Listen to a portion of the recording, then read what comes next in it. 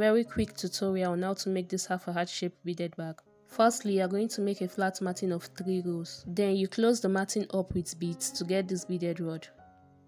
Now you'll be needing 2 beaded rods, the one of 31 rings of matted beads and another one of 33 rings of matted beads. I marked the shorter beaded rod with lace so that I will not confuse the two together. Then you join 2 ends of the beaded rod together in this position. After which you pull the other ends of the beaded rod towards each other and also mat these 2 sides together. Now you'll be having this love shape frame.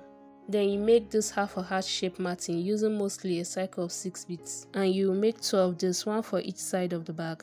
After which you'll mat a closure flap to just one of this matting. And once you have these 3 matting ready, you take the love shape frame and you add 1 line matting to one side of it. That's the side that I mark with the lace.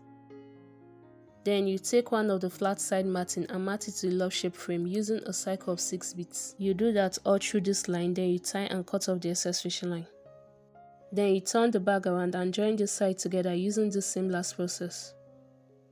And after you are done with that, you attach the magnetic button to both sides of the bag. And then you cut and sew the inner lining for the bag.